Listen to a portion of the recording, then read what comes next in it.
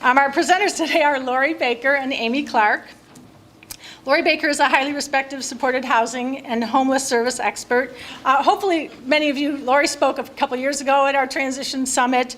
A lot of you may know her from her years serving on the statewide Housing and Employment First Coordinator for the Secretary of Illinois Department of Human Services. Since October 2018, she is now the President and CEO of the Association for Individual Development, AID. AID has served individuals with developmental, intellectual, physical, and mental health challenges, those who have suffered a trauma and those at risk. Serving over 5,500 children and adults, AID provides life-enriching services that promote the highest level of independence and community immersion. Among the things they do, they have autism programs, they have supportive housing, they have in-home supports, developmental and vocational training, job placement. They kind of run the gamut. It's very impressive, all the things that AID does. They also support over 600 individuals living in their own apartments and more than 200 in CILAs, Community Integrated Living Arrangements, throughout the Fox Valley area. We have to nudge you this way a little bit, Lori. Talk to my board about that. Okay, we will. Amy Clark is the mother to 3 young adults, 2 of them with Angelman Syndrome, which is a neurological disorder affecting the 15th chromosome. Amy has fought tirelessly for years to help her boys reach their full potential as individuals and to help them make their dreams of an adult life a reality. The family all currently reside in Batavia, although in different houses, which you'll hear about today. Speaking off of what Amy told me, we love telling parent stories. We love embracing families who are working hard to build partnerships. They're putting in the work, because it is work. No one's going to do it for you. And Amy's a great example of somebody who was driven to say, you know, this is what my boys need, and I'm going to find a way to get it done. So thank you, Amy, for coming. So please help me welcome Lori Baker and Amy Clark. Well, I'm Amy Clark, and I just want to say I'm really honored to be here with you all and just so grateful for this community, because if it weren't for parents and our whole community of parents, you know, none of us would be alive to tell about it, I think. So I just feel honored and grateful that I have the rest of you to gain information from, and we can do this together. So I do have 2 boys with Angelman Syndrome. They have pretty severe needs. They're affected by their fine motor, gross motor, cognitive abilities, complete lack of speech. They have sensory issues, behavior issues, seizures. So they're pretty profoundly disabled. For years, I had gone to our Day One Network, who was our provider at the time, and asked them for respite care. And as you know, time and time again, you hear, we have nothing, we have nothing, we have nothing. Eventually, I ended up at a point where, as a single mom, I had 1 kid in the hospital for 5 days having grand mal seizures, and I had no idea what I was going to do with my oldest son.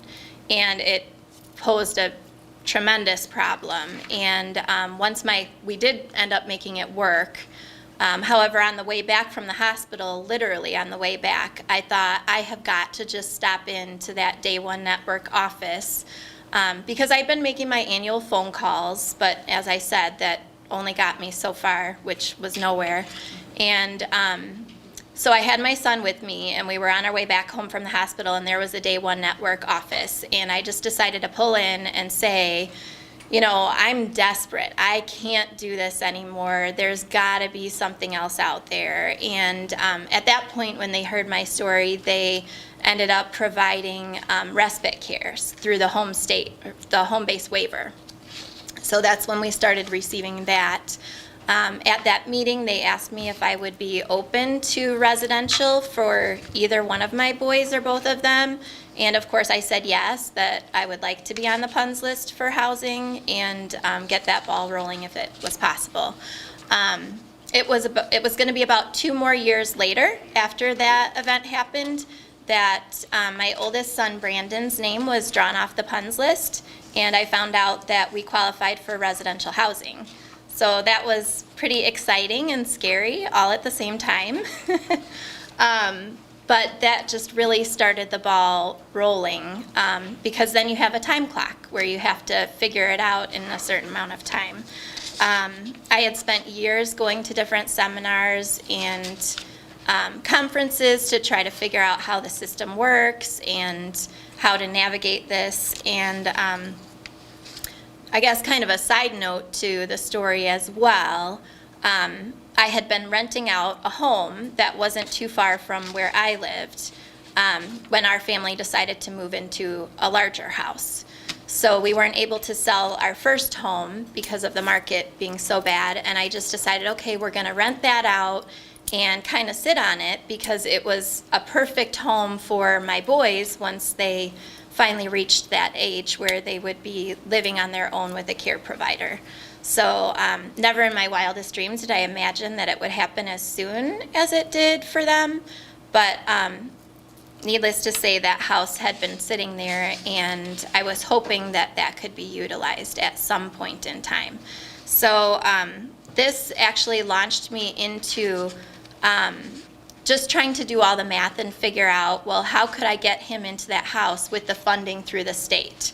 And no matter how much I added up funding, there was no way that I was going to be able to do that on my own and afford to do that and have all the supports in place that either one of the boys needed to do that on my own. So once we had our name drawn off the punds list, we ended up sending our packets out to multiple different providers. Now you need to find a day program provider that also cooperates with residential services. So there really has to be an opening in both places.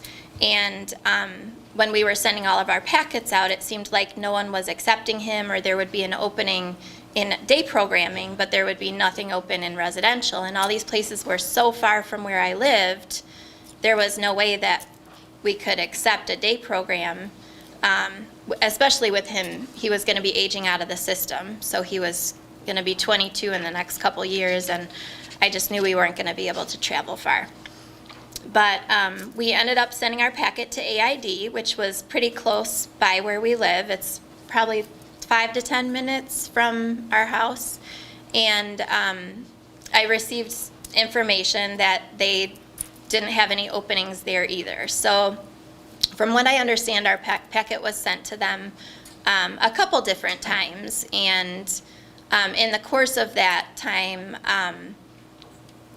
after we sent the first packet and the boys got denied, we sent a second packet offering, on the cover sheet, we had offered this rental home as a solution for residential placement. So, along with Brandon came a possible house that they could put other young adults in as well for housing.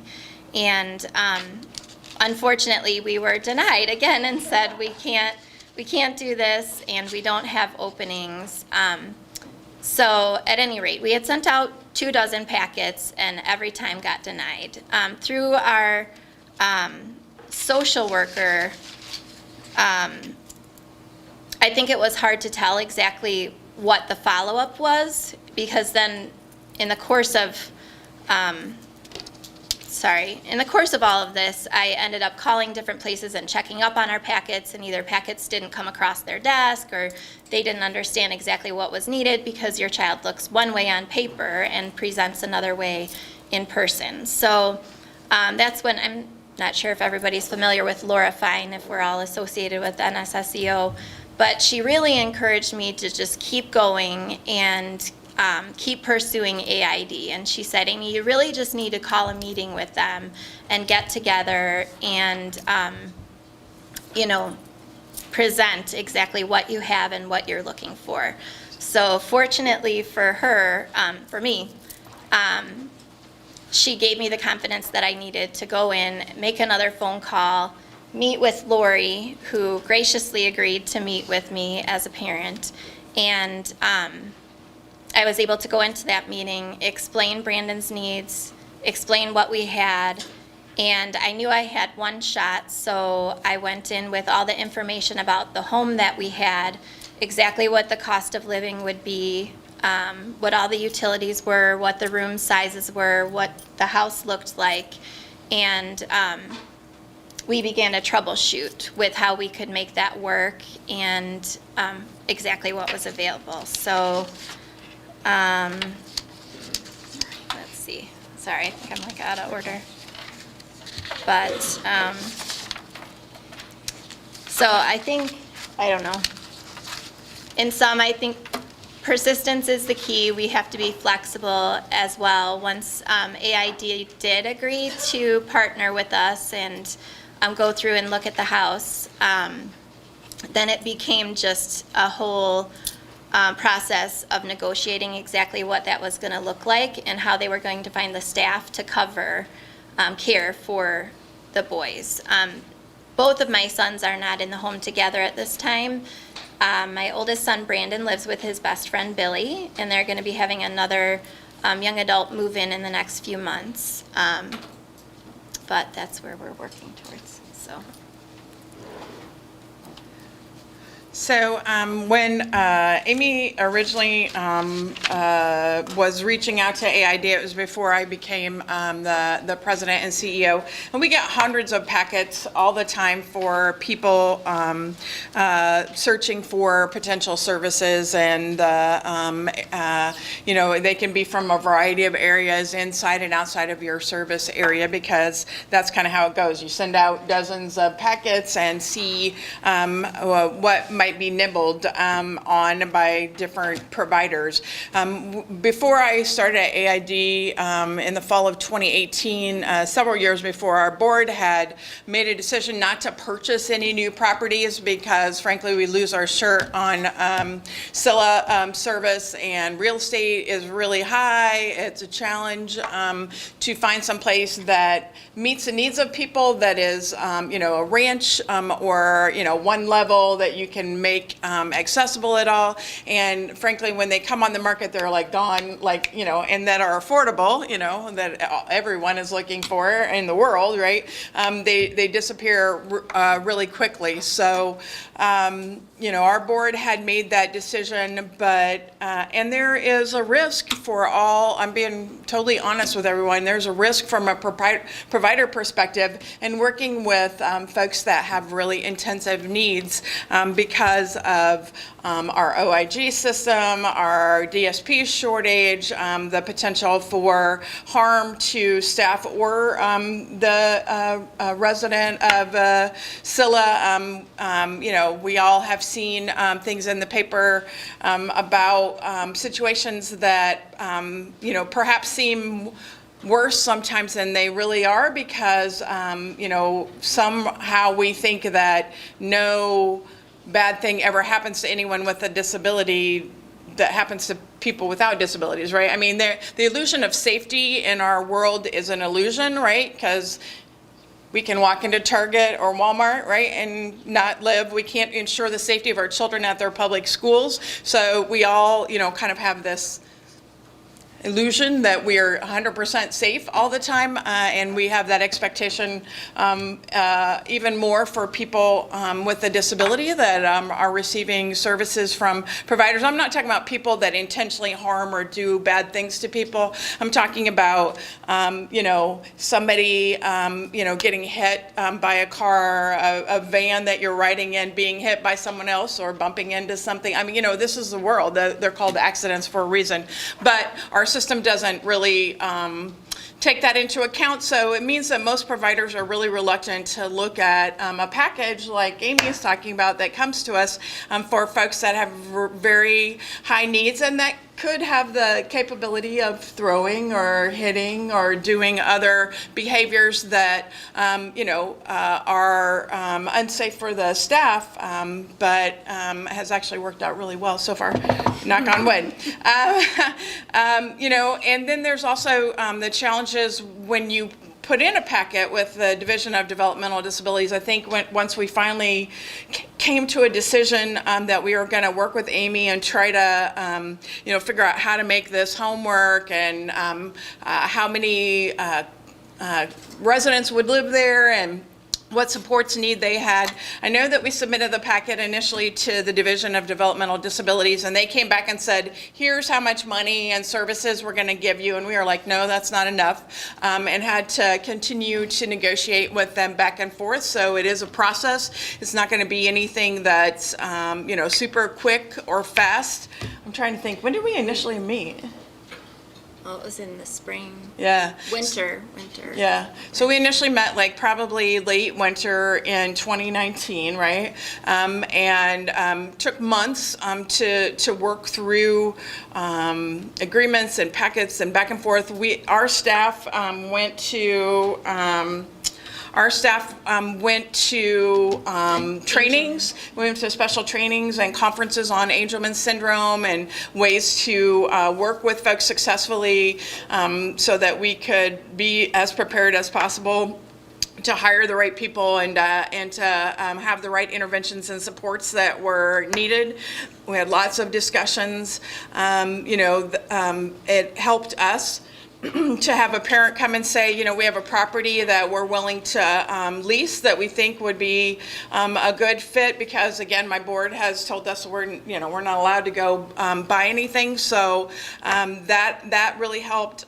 Just a lot of ongoing feedback back and forth, lots of meetings, building the relationship between Amy and her family and our staff, as well as the ISC and the Division of Developmental Disabilities. So it was a ongoing process.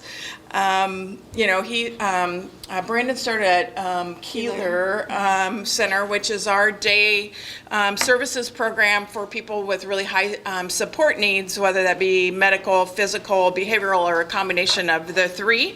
And Billy was already attending there, I think, when Brandon started, and they were best friends and have been best friends for a long a long time. So, that was good, and it was a good start at Keeler. And then as we began to do these visits to the house, so they would go and have lunch at the house from Keeler Center, Billy and Brandon, with some staff. And then they come back to day program and finish up and go home. Then they would go and visit after day program was over, go home to their potential house, stay there until dinner time, come home.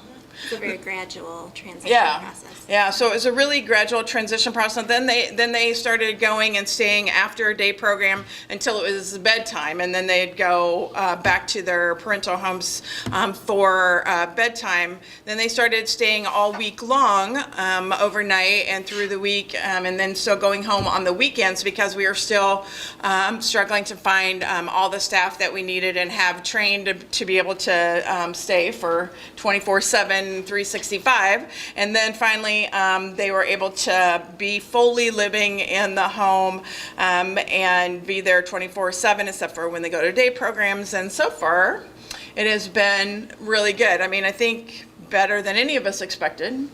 And I'll let you talk to that for a minute if you want. Well, I think too what's important to know is the process did take a lot longer than we anticipated, because we did have to work together for filing for additional funding that's above and beyond what the typical special needs individual needs, because Brandon's needs were so tremendously high because of his behaviors, his aggression, his sensory issues. When he is in the community can be overwhelming. He does hit, he throws, he can pull hair, get very upset. And so it was nice to have that gradual transition, not just for Brandon's sake, but for staff's sake, to be able to get used to the boys and figure out what works, what doesn't work. And at this point, actually, we're at Monday through, or they go over there Sunday night, and then they come back to my house on Friday night. So, and we're trying to work that out until they have additional staff hired for the weekends that we feel like is a really good fit. So it's not a process that as parents, the other mother and I have ever pushed, you have to have them in, and you have to have them in 7 days a week. I think we've worked really well as a team, finding out what not only works for our kids, but what works for staff as a whole. And it really has been an amazing process, because I feel like the staff through AID has been absolutely amazing. And just the way that we've worked things on a more personal level really has felt like they're just an extension of our family. And I would never have imagined that it would work as well as it has. So kudos to AID. Yeah. So, part of the thing that we wanted to talk about today was, as a family, what you can do, because I don't know about you, but I don't own any property that I could bring to the table. But what other things might you have a connection to that you could talk to a provider about?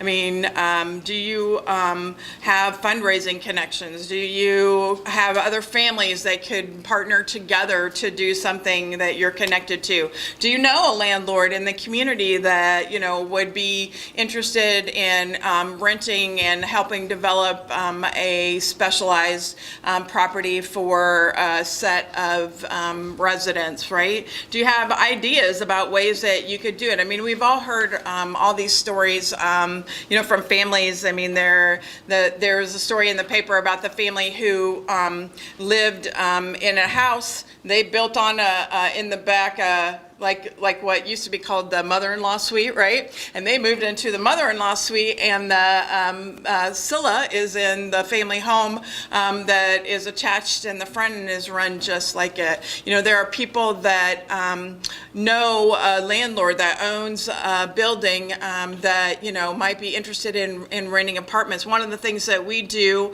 at AID is we work really closely with the statewide referral network, Section 811 waiting list, public housing authorities to get access to affordable housing for people, and develop a Scylla or an iScylla in multiple locations in that way. So, for example, we have an 8-person Scylla that is in 4 apartments in an apartment building. There are, 3 2-bedrooms and 1 3-bedroom, and those 2 bedrooms are 2 roommates, and then the 3-bedroom is 2 roommates and the staff, and that's like kind of the staff apartment where people can't come. They usually will have a congregate meal in the evening, can work on things together, or can do things in their own apartments, and that is a 24-hour Scylla, and we have 24-hour staff there. We also have some folks that get intermittent Scylla services in that same building that have their own apartment. We just moved we had a fire in a Scylla property in the Elgin area right before I started at AID, and thank goodness it was like in the dishwasher whenever they turned on the dishwasher and left for the day, everyone. So it didn't harm any people, but it harmed the property. And so those women had probably lived together 30 plus years, and they were in their 60s and 70s. So it was really traumatic for them to not be at their home. But as we looked at the home and were repairing it, it was very clear that it wasn't meeting their needs as they were aging, because there were stairs, there were not wide enough doorways if they needed to use any transportation, or not transportation, any walking or moving assistance at all that they needed. If they needed to use a walker or a chair, there really wasn't room for it. So we made the decision that we were going to sell that home, and these young ladies were on a waiting list for statewide referral network units, and just moved into two brand new apartments in a senior complex in West ND, and are thrilled. I mean, they have two bedrooms, so that are close to each other. So they have two roommates. They're in a property that also offers other services to people that are seniors, so they'll be able to access those services and be around their peers who are people without disabilities that are aging, as well as their roommates that do have disabilities that they've lived with for a long time. And they are so excited. The pictures of them standing in their brand new apartment that no one has ever lived in, these are brand new from the, built from the ground up, is really exciting. And you would think that that wouldn't be possible with folks that have lived in a traditional traditional solo system for a long time, but, there are ways to make the pieces work depending upon how flexible you are, how creative you are, and your ability to get on a lot of lists and wait for a lot of connections, because it potentially can take, a variety of time. You got to be open to that creativity. I think that, part of what Amy did, I know she told me when we were planning for this, and, I'll speak for you a little bit, but you can push me out of the way if you want, but, she was like at the end of a rope and was like, nobody's, nobody's what's gonna happen. Nothing is working, nothing's gonna happen. And, Laura Fine from NSSEO said, you need to call Lori Baker. She said, I've talked to AID, they've said no. She's like, no, you should try it. And so she persisted and, sent an email, and we set up a meeting and, talked about it. I think you have to be persistent. You don't realize the number of outreaches we get in our intake line that are people just learning, like you guys, so it's hard to know the seriousness of people, if they really are interested in your community, if,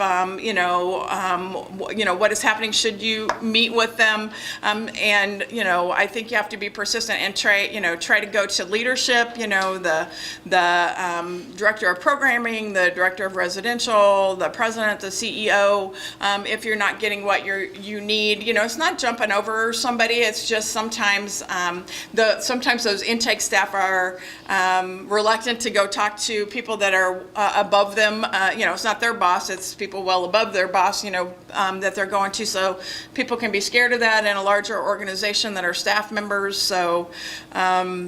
I think you have to open your minds to the possibility, because when we were talking about safety earlier, and the illusion of safety, the reality is that we all want hands-on 24-hour care for our children whenever they're growing up and moving out. And I have a child without a disability, and I still wanted that, right? Because I didn't want anything to happen to him. But the reality is that it's not feasible sometimes for all people, or you have to fight for the amount of support that will work. And like Amy said, they're still not to 100% of support, but we're almost there, and hopefully keep hiring. And I think what is really neat, part of the backstory that I didn't share before was several years ago, I started really working at creating a relationship for Brandon with another friend of his.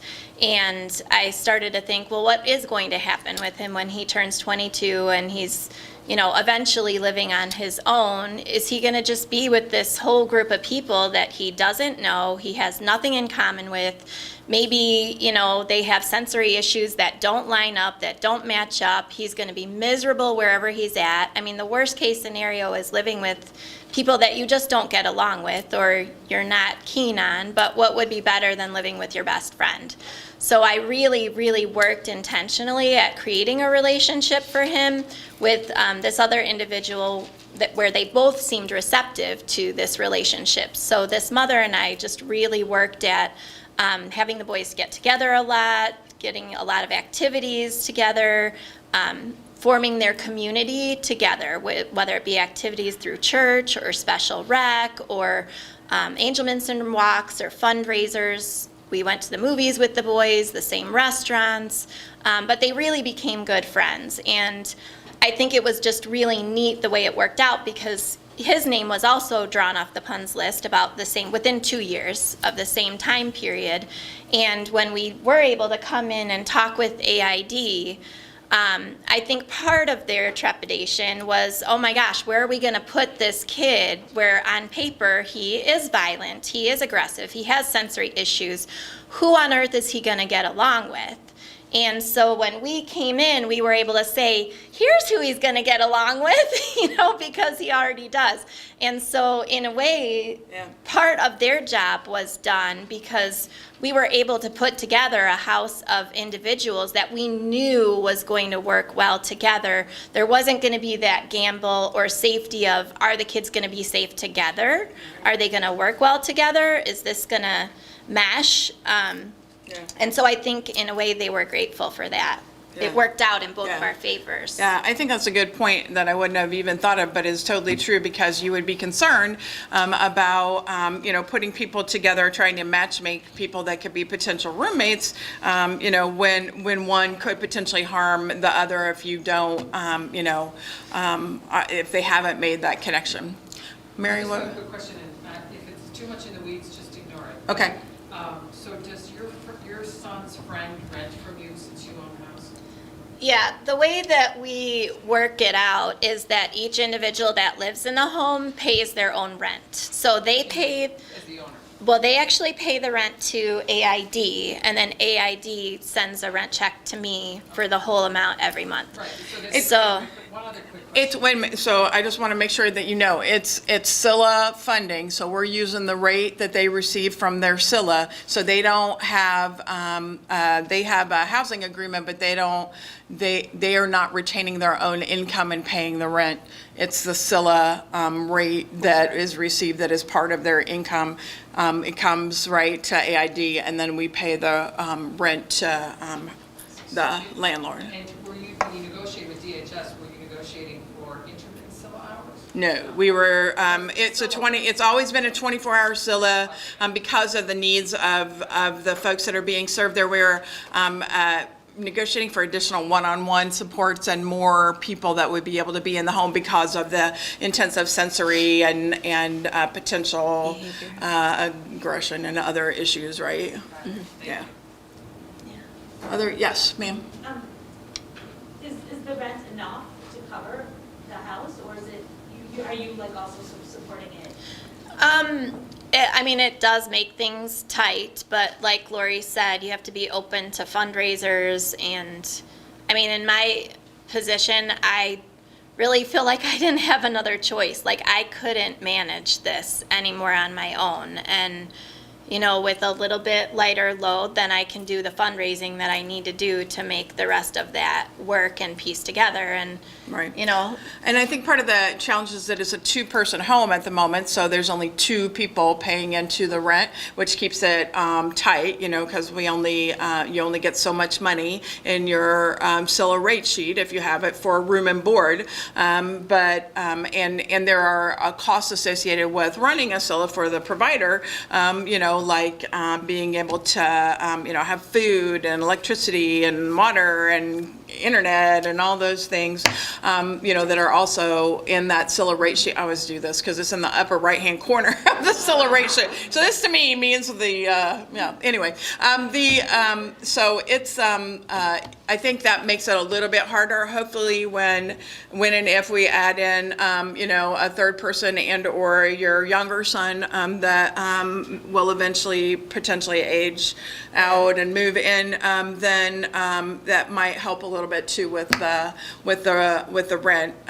Well, and portion. we did, in piecing of the house together, I was able to work with other parents who also are on board with fundraising and having the money that it takes to keep everything running. But, they do provide what you need. It's just, Yeah, part Has to be of your the own. cost too, just from an initial startup, was that you're putting together staff and training, and the work on the home and going over there to meet whenever they haven't moved in yet, so you're not getting any money for it yet, right? So that initial startup cost, if you will, which is above and beyond putting in furniture and all those things that you actually do get some funding for in the SILA model. You get some startup money, but it's something like $3,000 for like furniture and that. We sent people to, Angelman training and conference, states away, and, invested in, the planning, the gradual visits and all that stuff, not really receiving any funding to do that, if that makes any sense to you.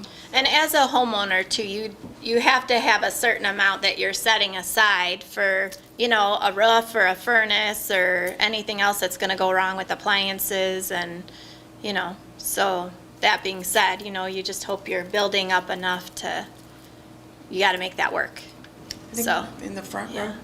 Could you just do a brief funding 101? You have home-based waivers, you have CILA money, you have all this money. If your loved one is in a day program, where's the CILA money coming from? I mean, how's all this money work? So CILA funding includes funding for your day services when you move to CILA funding from home-based funding. So I'm not the funding expert, but you know, there are like two major buckets in the Division of Developmental Disability. Home-based services that are capped at a 2.5 times Social Security amount of money. I don't know what it is right now, $28,000, something like that. So, It's $2,350 a month. okay, so somewhere around, 49. yeah. So, and with that home-based money, the person is generally living in the family home, and you are able to purchase services with that set amount of money. So you can't spend any more money than that. So you could choose what services you want. You could say, I want special rec services. I'm going to go to special rec and pay for a support person to go assist my child in doing that. But once you get to the end of that money, you don't have, you know, I mean, like, it's not going to pay for 24-hour care, right? Because it's not enough money. It's the same bucket though.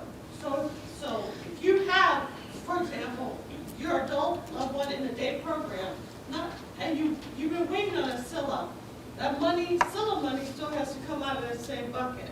CILA money, when you get selected, so you got home base and CILA. If you're using your home base now to pay for your day programming, you would have to change to CILA funding, and you'll get different messages about how readily available that is to happen.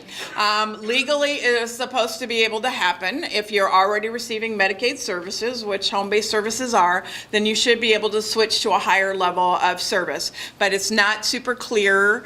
And we don't have great guidance from the Division of Developmental Disability about how to make that transition. So a lot of people are still on the PUNS list that are receiving home-based services and might be selected for CILA services. And then when you are pre-selected or selected for CILA services, that's when you begin to look for potential placement or locations and providers. And those CILA services have funding for transportation and for day programs and for 24-hour care and for food and electricity and internet and nursing and behavioral health and all these things in it, right? And so that all is kind of encompassed by the word CILA. So it's confusing because they call the service package CILA, Community Integrated Living Arrangement, and they call the actual property or building that is what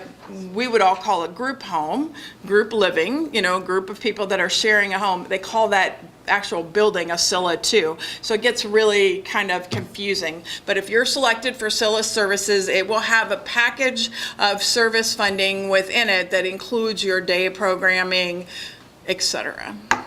Does that make sense? Okay. I don't know who So is- like when you're starting out with the home-based waiver, that fund is, that when the funds run out, you're still responsible for caring for your child. And the Right. home-based waiver is kind of like a Band-Aid Right. to get you through the day, because your child is coming back every evening. Right.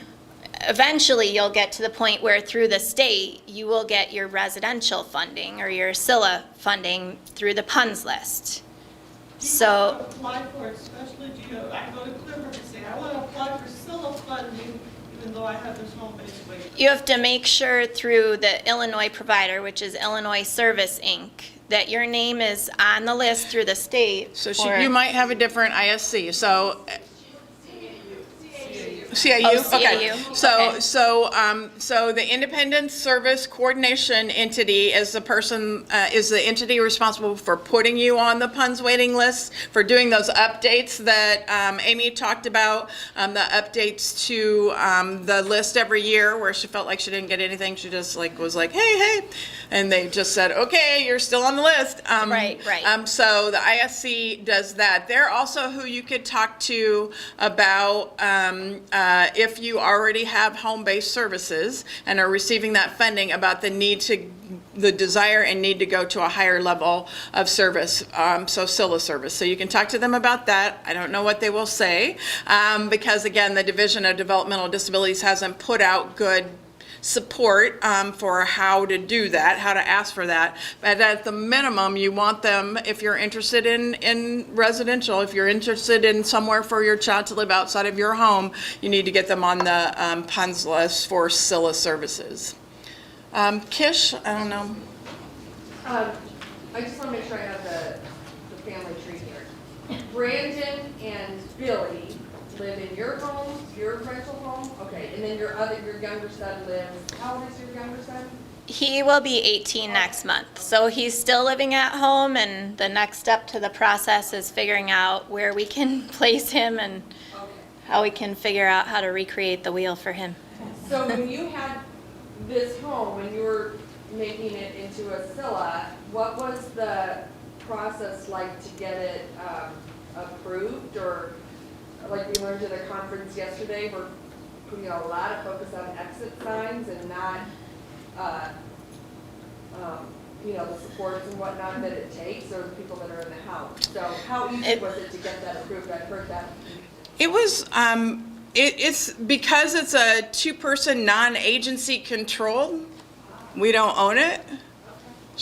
A landlord owns it. You don't have to go through all of the licensing requirements. So I don't think there was a lot of stuff you had to do. Yeah, there was, because if there's 3 people or under as well, you don't need to have meet the same requirements through the state for like, Sprinkler. the sprinkler system in the ceiling and different weighted doors and all that business. So we didn't have to deal with any of that. So it was more just the case of making sure, like, I put in the hardwood floors or laminate just to make sure we didn't have constant messes to clean up after, and Right. I don't know, just little things too in the home that.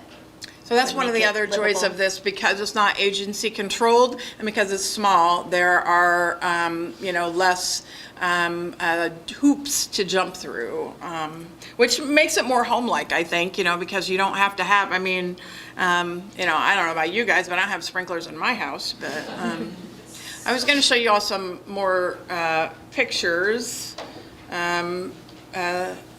Bedroom and backyard. Bedrooms are there? There's 3 bedrooms. Is there a person there 24/7 with them? The model that we had set up is where they have a changeover of staff every 8 hours. So no one lives there, And part of that is because of the intensity of the service and the need to be they kind need of awake staff. prepared and, on your Yeah. toes and, aware of everything that is going on around them. So that person, there's nobody sleeping there then? They're awake? That's some of the staff, right? It's awake staff, because the boys have a sleeping disorder, so they don't sleep during the night. So everybody just felt like it was the best case scenario, just to have constant 8-hour shifts of people. And these are staff members with Brandon, right? Yeah, so that's his day staff is Samantha, and then Steven works a lot of evenings, and this is Alex with his day program. So they get along pretty good. Deal with multi-unit buildings. Do what now? Say that again. Multi-unit. Multi-unit buildings, so not just homes. Yeah. Do you work with them? Ooh, multi-unit buildings. Multi-unit buildings. do you- Yeah, that's what I said whenever So, we had, have you ever discovered co-op housing, and if not, why not? we have not Repeat used. the question. They didn't hear. So he's asking about if we use co-op housing, and frankly, I'll tell you, I don't know anything about co-op housing. My background is support housing and multifamily affordable housing, and so we use a lot of units that are affordable there. I think we're open to anything. I mean, we've done stuff in a variety of locations, so we will. We will call you, but no. So we have not personally at AID. I made a couple of suggestions of possible speakers on some of these topics, and I'll just mention 2 of them. Around the country, there's a pretty big movement for backyard homes, like you said, granny flats, right?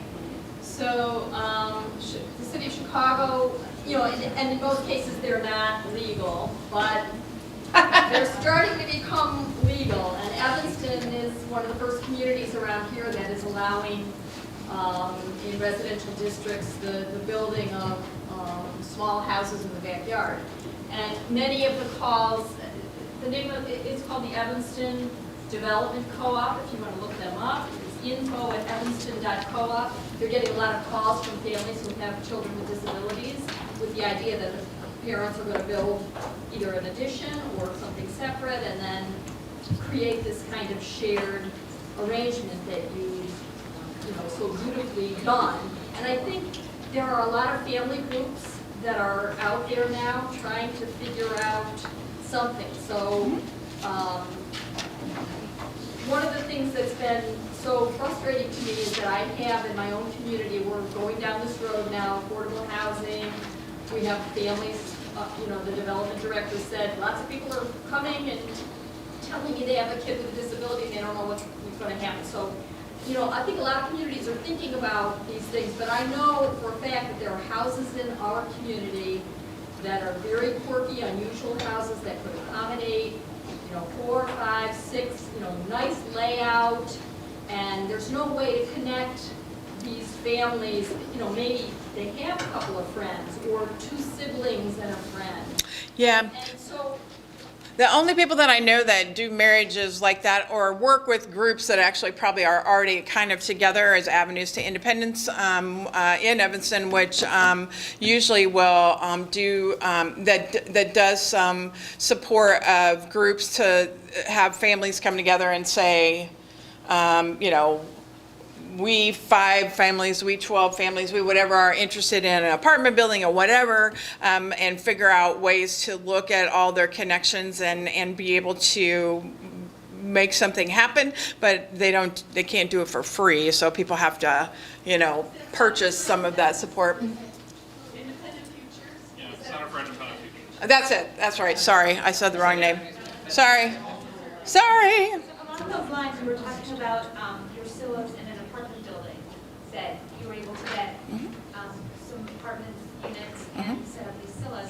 Now, do those landlords just accept your silo funding as rent? So it depends upon how the SILA is set up. So we get people on the statewide referral network and Section 811 waiting lists, as well as Public Housing Authority waiting lists.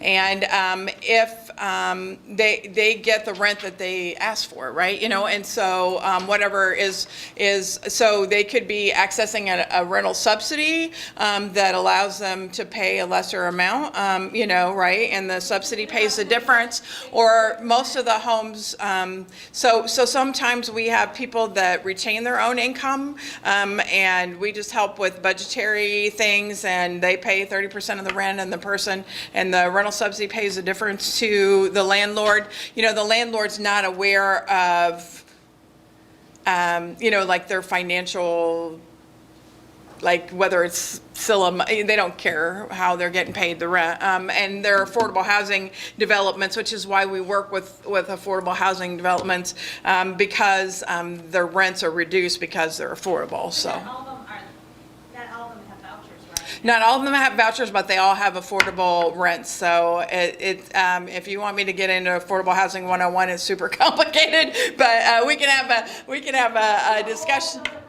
Yeah, we have a discussion about it, but mostly affordable. So and affordable is a relative term, right? So in basic affordable housing development, there's one major program across the country that's called Low Income Housing Tax Credit Program. It's an IRS program that gives tax credits to housing finance agencies in every state. In Illinois, it's the Illinois Housing Development Authority, or IDA.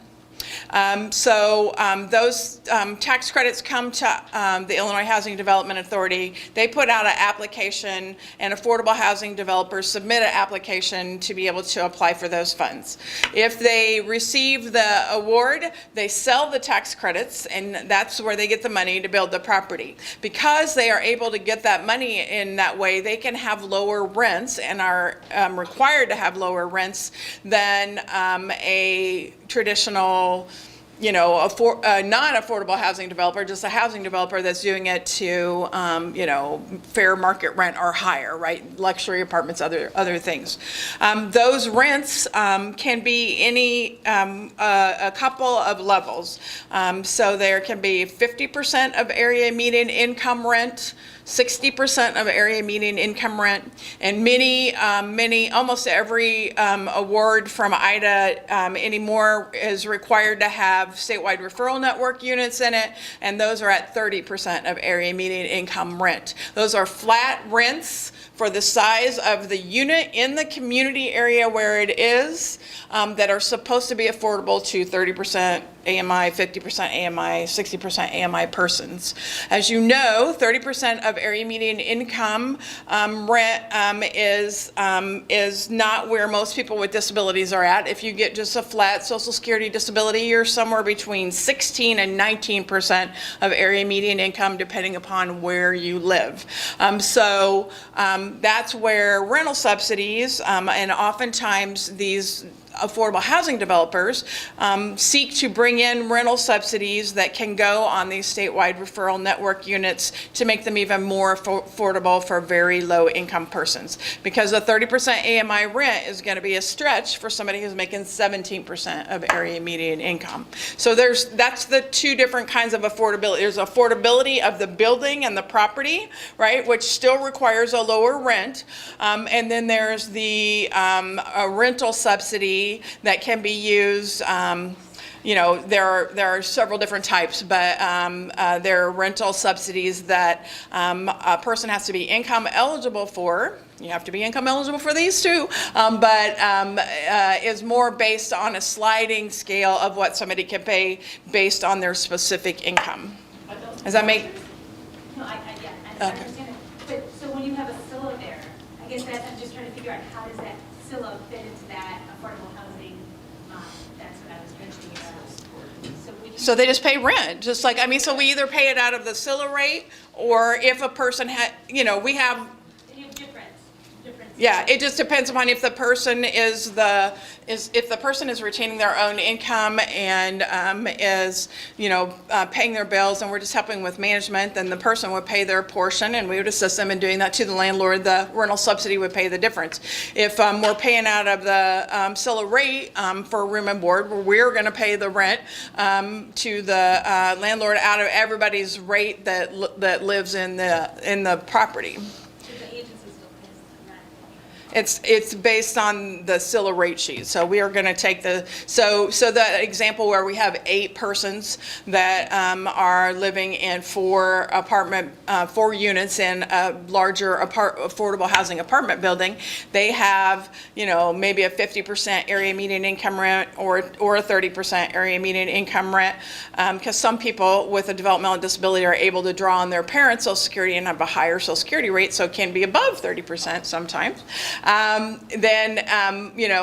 going to sign the lease, and we're going to pay whatever that 50% or 30% rent is from their rate or from the person's income if they retain their own income.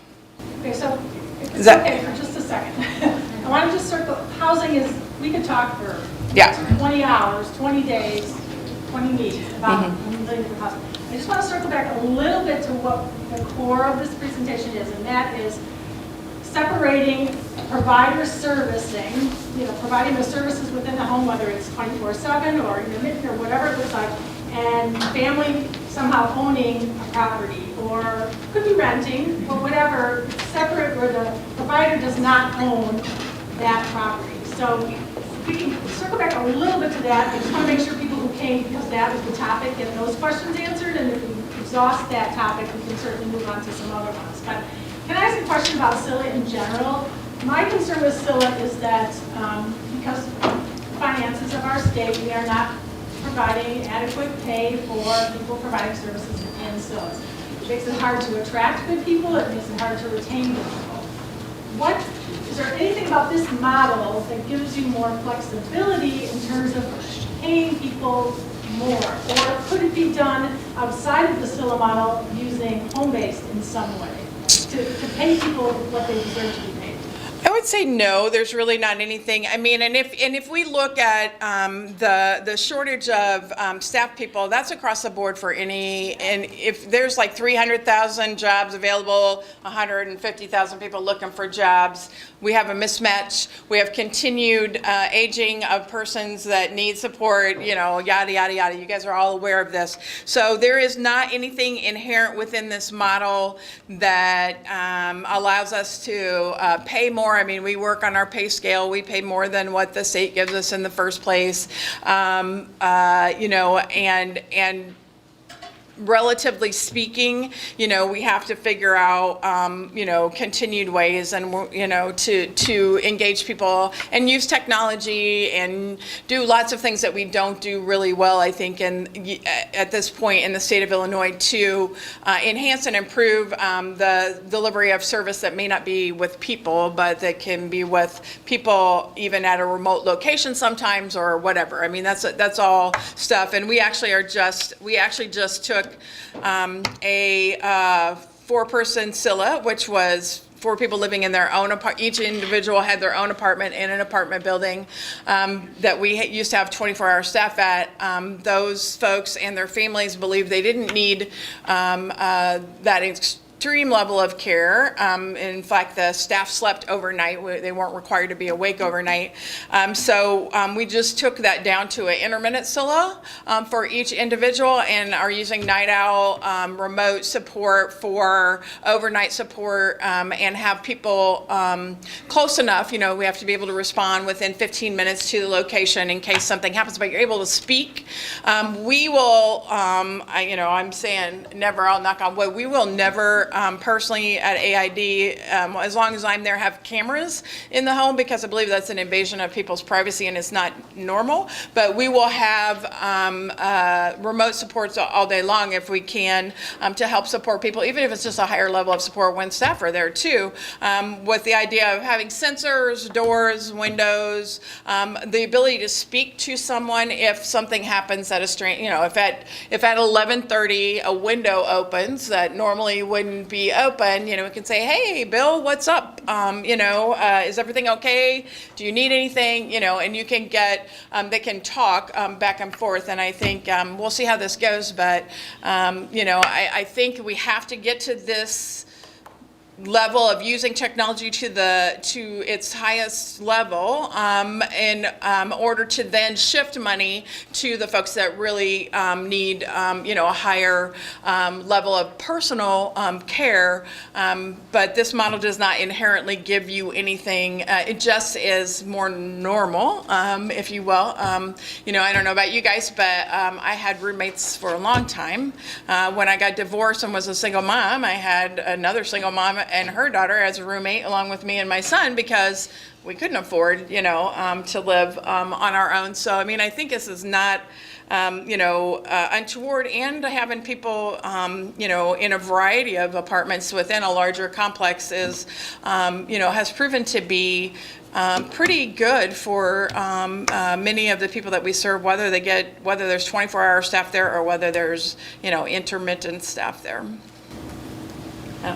I don't know who's first, but yes. Okay, so you have a relatively small situation, a few number of residents. Do you ever run into issues with the village where if you can't have more than 3 unrelated people living together without a zoning variation kind of thing? I don't know if you could speak to that or as an agency.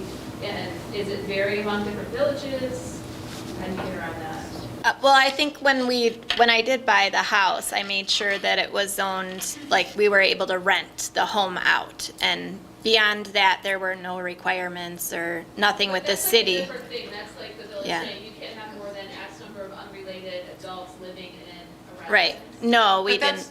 Yeah, but that's about rent, rental policy that different townships, villages, cities, counties, depending upon where you're at, have. We have not had huge problems with any of that. And if you're thinking about an apartment building, that's certainly never gonna, I mean, like that apartment building is zoned so that different people can live in it. But we have 40, we have 40 SILAs, some of them being, like I talked about, but a lot of them being traditional single-family homes that have anywhere from 4 to 8 people. All of our homes, everyone has their own bedroom. So, because we feel at the minimum, that is, the best way to deliver service and to have a more normative experience. Because even when I did have a roommate, I didn't have to share a bedroom with them. So, some of them are. Different model than what we're talking about. But she's one of our. Yeah, she's one of. So we have 40 SILAs. Her home is one of them. I understand, but I'm just trying to distinguish, AID also owns their own properties from Yeah. days gone by. Uh-huh. And then this is a different Right, model. but what I'm saying is that with those properties, we have the same thing you're talking about, 3 persons, 5 persons, however many unrelated living together. I mean, we haven't had a huge issue with that. I think it depends upon the township. Everyone has their own policy. I would push back against, and I can get you in touch with fair housing people that I would sue those jurisdictions that try to do that. If the city of Springfield right now lost a lawsuit trying to keep SILAs a certain amount of feet away from each other in the community. So I think that, some of those discriminatory practices that maybe weren't intentionally set up to discriminate against people with disabilities but have become de facto ways to do that, have been getting pushed back and some changes being made. Well, and I'm sure, They have like, first, right? There's Yeah. going to be so many Right. people that need this. Right. Quick question, Lori? Quick one? Oh, someone else. Well, I just have a couple of questions. Intermittent SILA, do you only go 24/7 to 15? I mean, why not a little bit more gradual, like a 24-hour deal?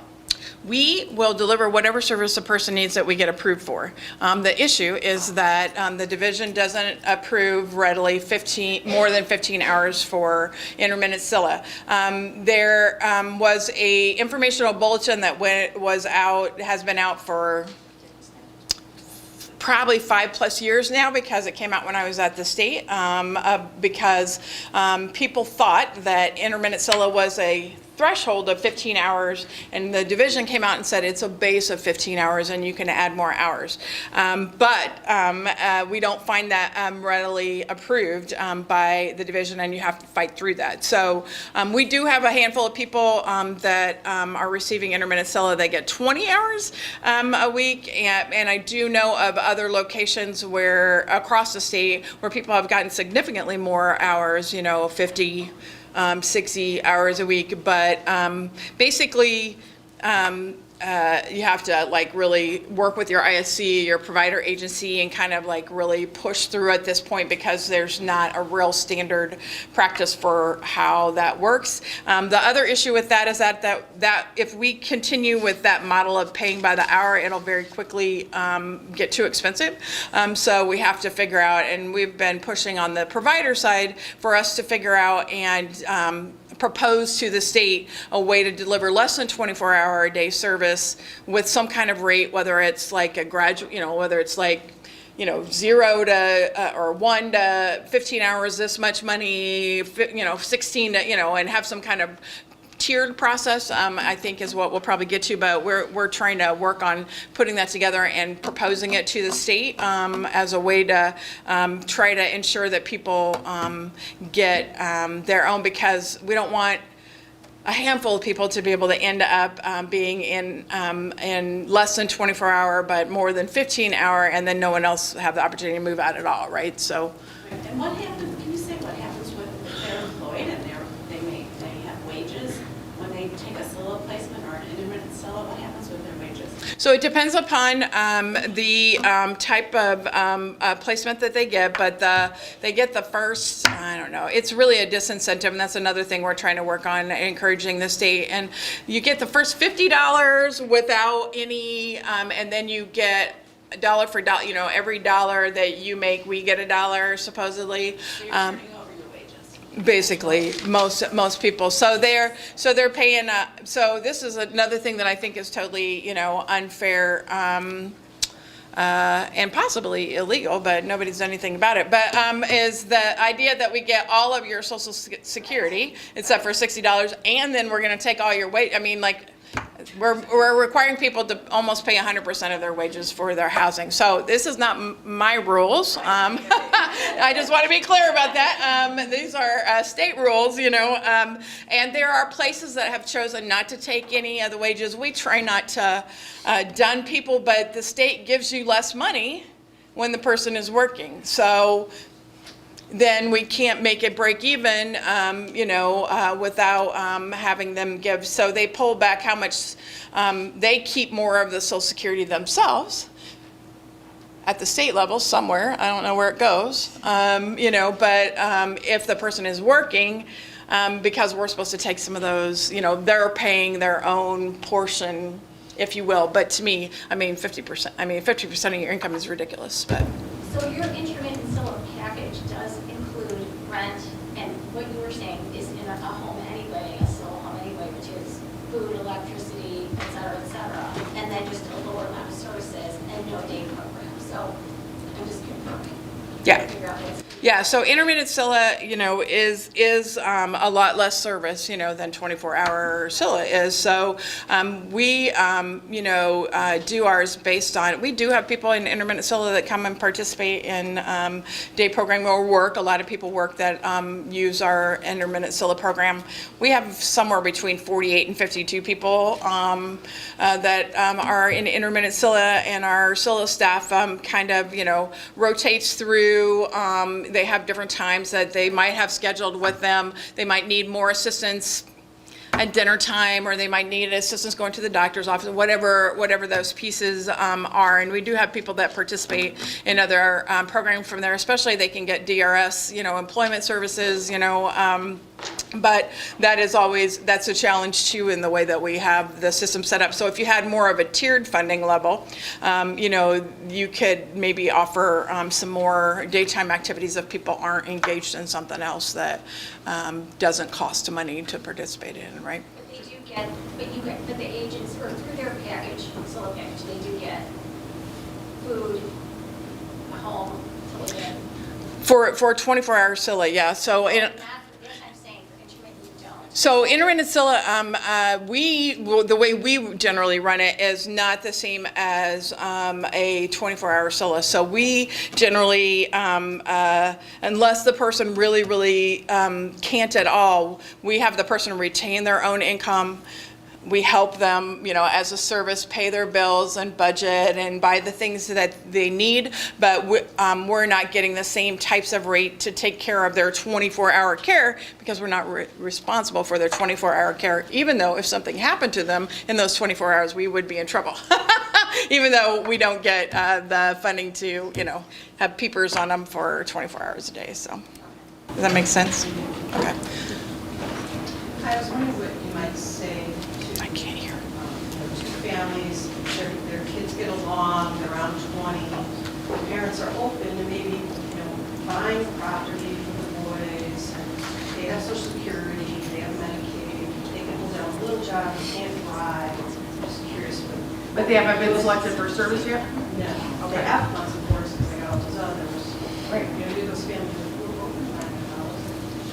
What are things you might do to explore that? So I think, I'm not a financial expert, but I think that personally I would be reticent to purchase a home without services that would allow my loved ones to be able to live in that home, unless I have plans to rent it to other people in the meantime, and without partnering with a service provider that could potentially deliver the service. Just because How would be long-term? Are there, does the community, so you say, getting some kind of support like this. I mean, that's what I would personally do, just because that's what I personally would do. Again, I am not a financial advisor, so don't take my advice, unless you choose to. And Amy, I wasn't necessarily looking at financial, I'm open to all suggestions, just walking it out. Yeah. I mean, that. Provider first and then buy the house, or do you? I mean, I would be nervous because I wouldn't think that not every provider is going to say yes, right? So what if we buy a house in Addison and there's no provider that serves Addison that will do what you say, then what do you do, right? Like if you can rent the home or if you can resell it, if you're going to retire there, whatever, there's some other plan for it, you'd be potentially all right. But personally, myself as a parent, and when I'm thinking about it, I probably would not invest in a home. Amy's plan was she was rent a home, so that hopefully at some point, it would work out. Okay, that's going to pay for your expenses of at least the home while you're going on as you become a landlord, right? But I'm not sure that I would personally, as a parent, in the environment that we're in today, really just go buy something somewhere and then try to make everything work. I think I'd start trying to talk to people about trying to make something work and then think about purchasing. I don't know. Maybe what do you think? No, I agree. I think it is a really risky process because, like we had so many meetings, but, it was several months before, I think we agreed that this was the model we wanted to go with in March or April. And I didn't have a lease with them until November. So we went all that time where you're going to have to float that cost on your own. And then you're talking about all your ifs too of whether or not you're going to get that funding through the state anyway, the PUNS funding. But I think if I had to, with my other son, what I'm thinking is, which I don't know, we've got a number of different scenarios, but, honestly, I wouldn't be opposed to, having the home that I'm in now, become that home for my other son, and I move out, just kind of like what we've been talking about with the mother-in-law type thing. So you have a home. So, maybe in your situation, you purchase a home that you feel like would be suitable for your child for life or their friends, and you're actually using that as your residence until you get the funding and everybody's packets and everything are in order, and then you're the ones that move out and the kids move in. So I'm going to go. Mary, I'm going to skip over you because I can answer your question anytime. These other people I would like to speak to the current question from just an experience we had this week. We were contemplating taking a condo, putting our son there. With his Social Security, it would cover the expenses. With his home-based services, it could cover staffing to a point. We talked to our agency here in the neighborhood and asked if they would be willing at some point on our death to take it over. And we were told flat no. So basically, their take was they need to go through the whole process themselves up front. They need to get approved, our son, that they would take him regardless of us. They needed to really have it from the ground floor, but they would not agree to take over, even though they've been our agency for years that we were paying. They would not agree to take over something in the future. For me, in the guardians that I've chosen and in the will that I've created, the home will still keep running and functioning exactly the way it is. If I die this afternoon or tomorrow or 50 years from now or whatever the case may be, it's not going to skip a beat because I have people in place that are in charge of those finances and the funding and manage it. But as far as an agency to do staffing, they were not interested. Bob and Lori, could you speak to the reason why they said no? Yes. They said that because his behaviors occasionally are a little aggressive, that they have not been offering him places in their CILAs, and they were not going to, they would feel the same way in the future. Well, and if he lives independently in an apartment building, or a condo building that by himself, that's essentially a one-person CILA if you go to a higher rate of service, right? Using home-based, and there are about probably 400 or less one-person CILAs across the state of Illinois that have been approved and funded by the state of Illinois. So they're probably just trying to guess, you know, what else was their challenge, It you wasn't know. a matter of money. Yeah, no, right. It was Right. staff. Right. Well, I mean, and it is the ability to pay for the staff and have approval of the staff and find the staff, right? You know, so it's kind of like a twofold, it is money in some terms because it's money from the state eventually for approval to support somebody, right? You know, I mean, like if he needs more than home base. Yeah. There would be no cost to them for the real estate. Right, for the real estate, but it would require the state to approve the staff and the funding for the staff to be able to deliver the service there. So I'm assuming that like as you age, right, and you guys are out of the picture and then your child ages, then their service needs might increase to be more than the home-based CILA would pay, you know, HBS would pay for, right? And so then how do they get approved a one-person CILA when the person's been living there with home-based service? You know, see what I'm saying? I mean, it's like catch-22 on the state level in terms of how do you flip to make that work. I mean, one of the things that is working about Amy's is that it's, you know, 2 or 3 people, depending upon if the third person joins the home in the third bedroom or not. That means we've got funding for staff for 3 people.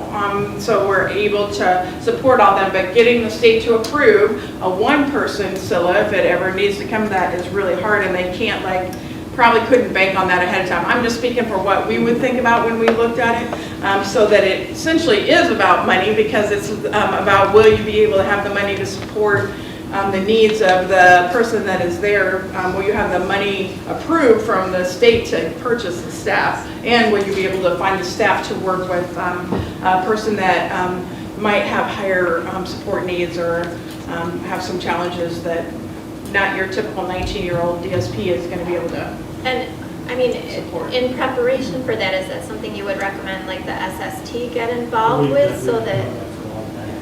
I mean, I think He would require a bunch of less. Yeah.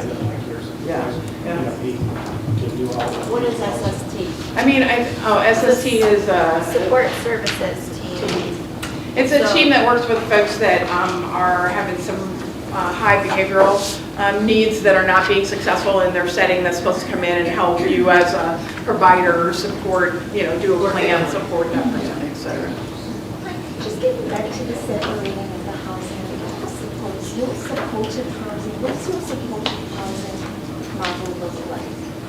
What sorts of supportive housing? Yeah, do you? So the SRN and A11 units, if you don't have your ISC agency having your loved one on the SRN and A11 waiting list, you're missing the opportunity for a unit that would be potentially a supportive housing unit. And then it's still a couple of days for your supportive. It could do either. So like this, we do hear of people that are able to have enough supports through home-based services to be able to maintain they're in the community in their own home.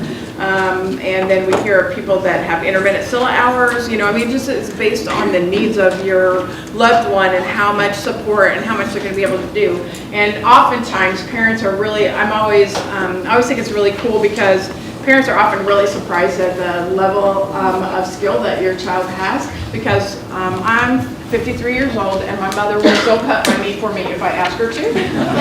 And so we all do the same thing, right, in our home, and so it's easier to go ahead and do the laundry than to fight with, you know, my son to get him to do the laundry, right? You know, so, but when you move into your own home, wow, I get to make choices, I get to clean, I get to do these things, and people are really usually excited about that and do much more, have much more skill than their family really even recognizes. One of the things that we did when I was at the state was in a larger apartment complex that was affordable, that a group of young people that had grown up together and they were now in their late 20s and early 30s began to be selected off the waiting list. They didn't want home-based services because They wanted a more independent lifestyle. They didn't want traditional 24-hour Scylla because they wanted a more independent lifestyle, and they had lives that were built up in volunteer experiences and employment and all those things, and they didn't want to give that up for, you know, less choice in a 24-hour Scylla.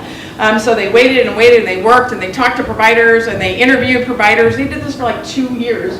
One provider kept talking to them, and I had just started at the state, and I went to a open house where they just lambasted me, you know, for housing is not a real option for, you know, people whenever I started as a statewide housing coordinator.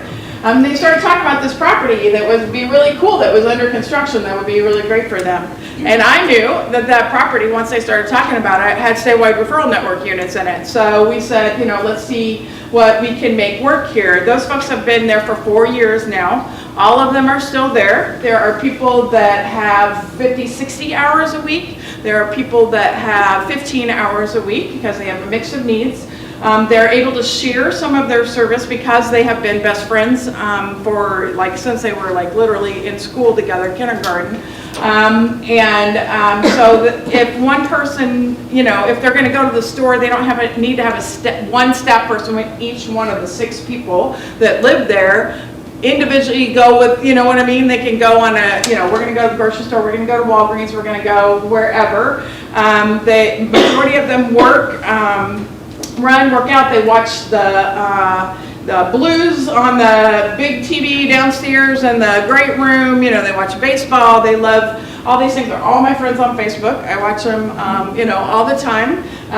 One of the gentlemen just got a dog last year because he was always he had a dog at home with his parents, and so he's been really excited. I see you. I'm going to come over there. You're going to have to keep your hand up. But you know, these things are possible, but we had to pound through a lot of you know, issues, and it was dead in the water like 50 times. I'm not kidding you. I can't tell you the amount of times that I was driving around pulling out my hair, starting to cry because I couldn't figure out how we were going to make this work just on the housing side.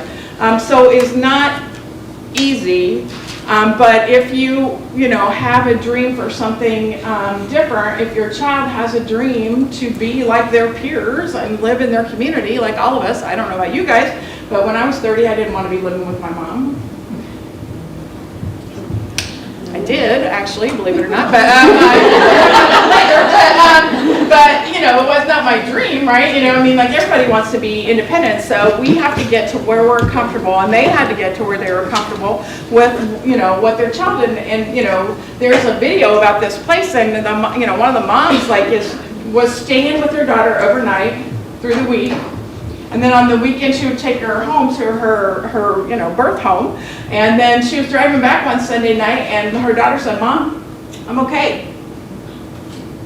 And she left her by herself and driving home crying, you know, because she was happy, but it was also really hard, right, and scary. But you know, people said, "Oh, he can't use a knife. He's helping cook dinner." You know, I mean, like, it's always surprising. I'm going to go to this woman over here because she has had a hand up in the air. I'm trying to put it down so it doesn't annoy you. I just didn't know where you were going with that, sorry.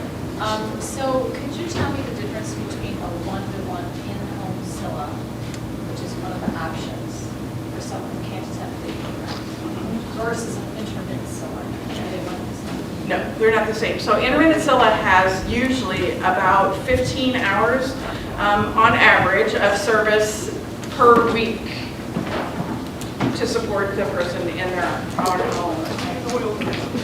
One-on-one is usually a staff that is working with only that person for whatever time frame it's scheduled. You know, so it might be during the daytime. So you could have a intermittent Scylla that has no add-on one-on-one hours, technically speaking, you know, but it would take a lot of paperwork about this thing for everybody to fill out and turn in and hopefully get approved at some point.